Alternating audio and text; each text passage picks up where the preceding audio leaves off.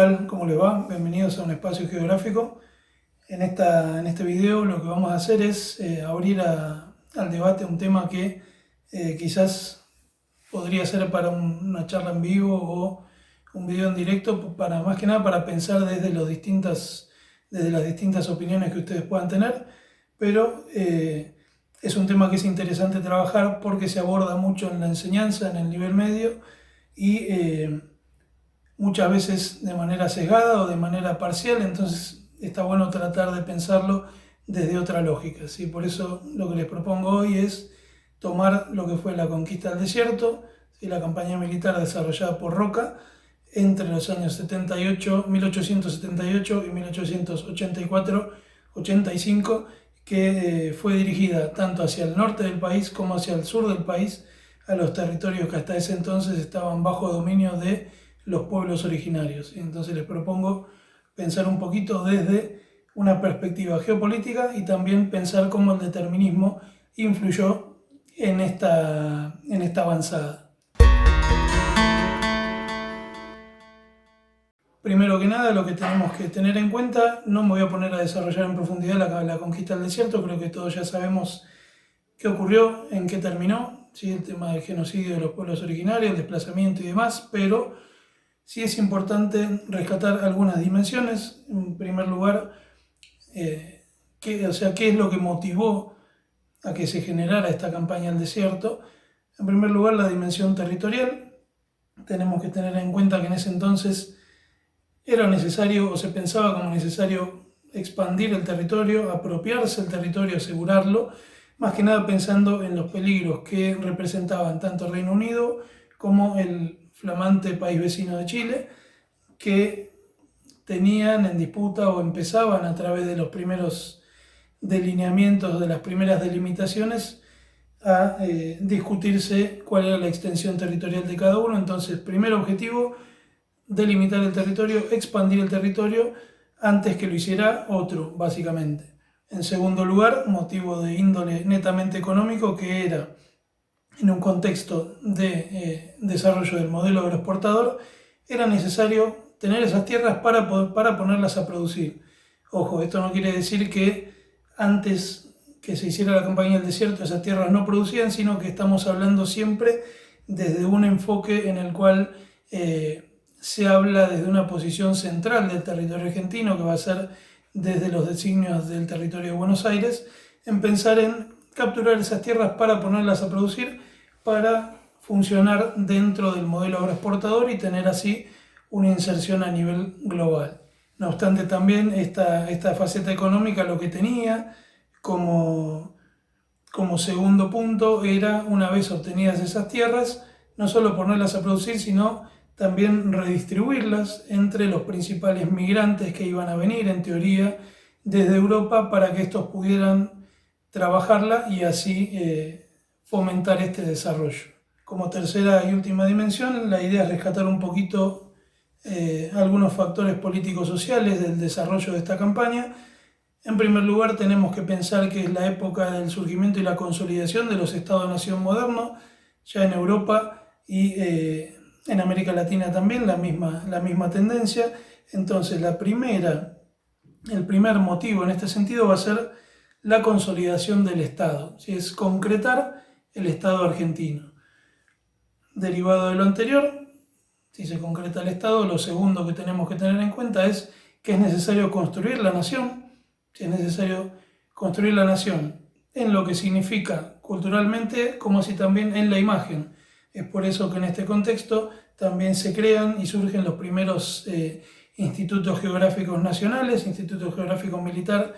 en ese entonces, que están orientados a hacer el relevamiento cartográfico no solo de la avanzada de esta campaña del desierto, sino también empezar a mostrar cuál era la imagen hacia países extranjeros. En tercer lugar, entonces, lo que vamos a ver es que en concordancia con lo que se iba a trabajar en la conferencia de Berlín,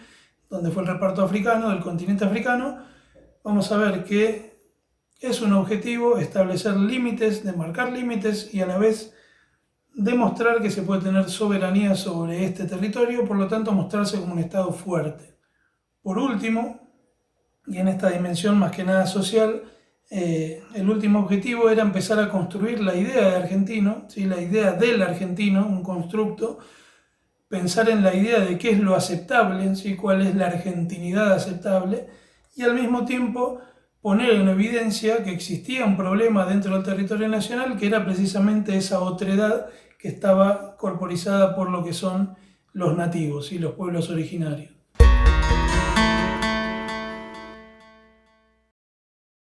De eso entonces yo me voy a quedar con 3 puntitos, uno de cada una de las dimensiones. El primero es la idea de mostrar fortaleza, el segundo es el producir para abastecer del agroexportador y el tercero es consolidar la nación. Cuando nosotros lo pensamos desde los ideales de la época, principalmente de las corrientes en el pensamiento político como también en el pensamiento geográfico, nos remitimos directamente a lo que fue el determinismo, ¿sí? En pensar al Estado como un organismo que tenía que ser capaz de autoabastecerse, capaz de expandirse sobre otros o perecer en el intento, y al mismo tiempo de demostrar una unidad, ¿sí? Una unidad, si se quiere usarlo en palabras de la época, una unidad racial que necesitaba avanzar sobre otras, ¿sí? Tanto características del determinismo como también del posibilismo, como ya vimos. Esto nos trae a esta idea de construcción simbólica, de construcción imaginaria que operó sobre la sociedad y que refuerza la idea de la presencia muy clara del determinismo geográfico en la conformación del Estado argentino, que es precisamente la idea de la construcción de 2 conceptos que van a ser claves: el desierto, por un lado, y el salvaje o el indio sobre el otro. ¿Sí? Era necesario demostrar que existía un desorden dentro del territorio, y así como Alemania legitimaba su expansión colonial, su expansión territorial a través de esta idea de espacio vital, y Francia lo hacía desde el género de vida y del dominio de civilización, desde ese auxilio de, entre comillas, civilizaciones superiores a civilizaciones inferiores, esa necesidad de nivelar. En el territorio argentino ocurrió exactamente lo mismo, por eso es que podemos hablar de una presencia muy marcada de las corrientes deterministas, no tanto geográficas, o sea, no solo geográficas, sino también determinismo biológico. Si la necesidad de mostrar que el argentino o esa argentinidad que estaba en proceso de construcción tenía que ser a imagen y semejanza de la supuesta élite europea. Después veríamos que la migración que arribó no era tanto lo que se pensaba, ¿sí? Lo cual echó por tierra muchas teorías de entonces. Y al mismo tiempo también pensar en esta idea de, digamos, quitarle la esencia a todo lo que se había producido. Si es, desde la geografía postmoderna es una crítica muy importante la que se le hace al pensar la conquista del desierto, siempre pensándolo desde el centro y no desde las periferias locales. Es decir, contemos qué es lo que pasó, que muchos no lo cuentan,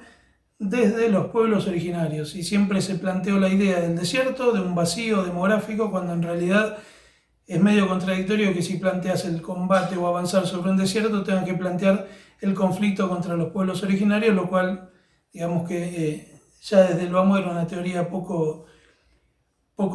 viable, ¿sí? Pero en ese sentido se construyó un desierto, se construyó una idea de bárbaro, una idea de salvaje, una idea de alguien inferior al que era necesario eliminarlo para asegurar el bienestar de la nación, y esto es algo que no solo va a emanar de las acciones de Roca, sino también que cuando hablemos de Mitre, cuando hablemos de Sarmiento, van a ser otros 2 próceres que están muy vinculados con esta idea de la supremacía o el supremacismo racial, si se quiere, ¿sí? A pesar de, digamos, de su posición relativa dentro del centro-periferia global. ¿Sí? Es una generación que va a defender el avanzar sobre esa presunta raza inferior y a invisibilizar todo lo previo, ¿sí? Pensemos que los pueblos originarios tenían, al igual que ocurre con los reinos africanos, organización política, organización social, sistemas de producción, pero eso fue borrado del mapa y reemplazado por lo que iba a ser, entre comillas, un sistema de producción traído por la élite europea, que en realidad después terminó siendo un reparto de territorios que quedó totalmente sin poner a producir.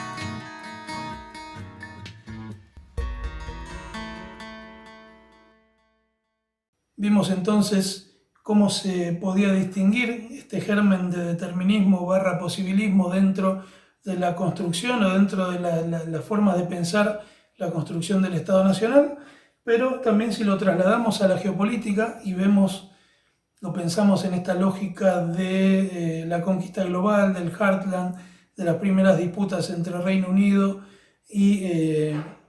España, si lo pensamos con las disputas después con Estados Unidos, cómo se empieza a construir una necesidad de tener al sur de América como un territorio abonado para la negociación comercial. Términos desfavorables, pero para la negociación comercial. En este sentido, pensemos que en lo que es geopolítica, en ese contexto, era necesario, ¿sí?, que Argentina asumiera el rol de país productor de materias primas, era necesario que Argentina asumiera el rol de país periférico, cimentado también por las frases, y vuelvo a lo mismo, las frases que políticos e intelectuales de esa generación promovieron planteando, como por ejemplo que nosotros no estábamos preparados para ser un país industrial porque no teníamos el desarrollo intelectual suficiente como para emprenderlo, ¿sí? Entonces es construir una imagen y vender a nivel geopolítico, ayudado por un caudal enorme de financiación de capital británico, en comprar esta idea de ser un país periférico. Si pensemos el único caso o el primer caso de país latinoamericano o el de país sudamericano industrializado, como lo fue Paraguay, y pensémoslo en el contexto de la guerra de la Triple Alianza. Si la financiación indirecta y directa para que Argentina, Brasil y Uruguay se alíen contra el Estado del Paraguay era pura y exclusivamente dirigida a eliminar el desarrollo industrial y el desarrollo tecnológico que en ese contexto había logrado el Estado paraguayo, llegando a puntos de desarticular no solo la matriz productiva, sino desarticularlo demográficamente, ¿sí?, eliminar la práctica totalidad de la población masculina del país, incluyendo ancianos, adultos y niños.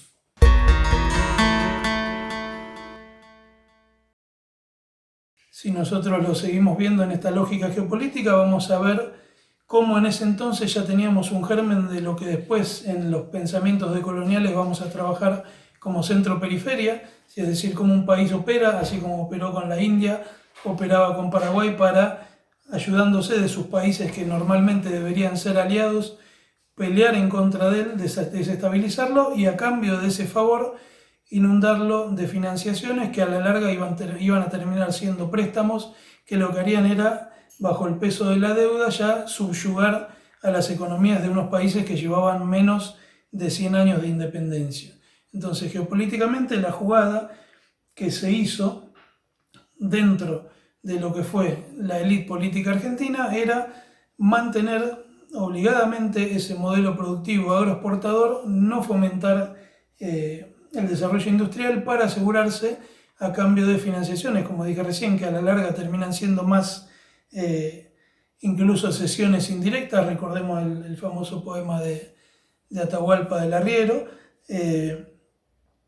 cómo en ese sentido se construyó geopolíticamente un centro y una periferia, y en la cual nuestra élite política terminó resultando fundamental para esta concreción.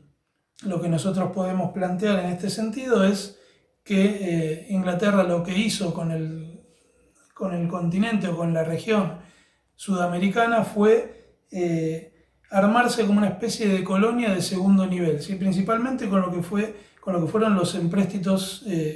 volcados hacia la economía argentina. Si tenemos apropiación directa en el continente africano y en otras áreas del mundo, y vamos a tener una especie de apropiación indirecta a través de financiamiento económico y a ese intercambio en términos desfavorables para los países sudamericanos, que los constituirían algo así como colonias de un segundo orden.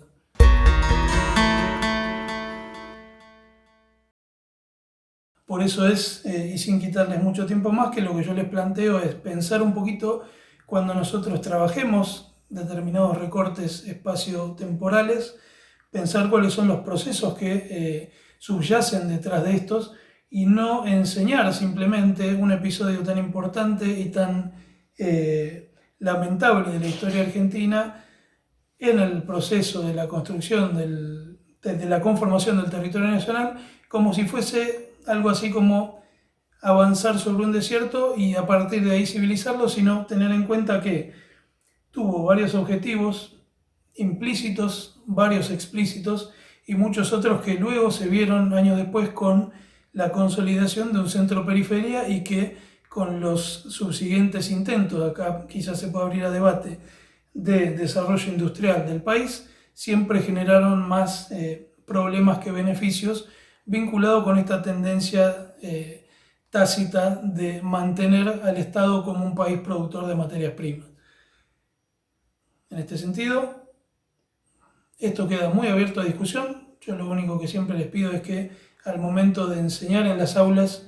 no nos limitemos únicamente a lo que nos dicen los libros, no nos limitemos a contar lo que nos contaron, sino tratar de correr un poco el velo y pensar un poco más en profundidad, porque después de todo no deja de ser la historia y no deja de ser los espacios que fueron habitados por pueblos originarios que hoy por hoy están siendo invisibilizados, continúan siendo desplazados y sus reclamos terminan siendo fuertemente reprimidos. Así que bien, espero comentarios, espero que les guste y nos vemos.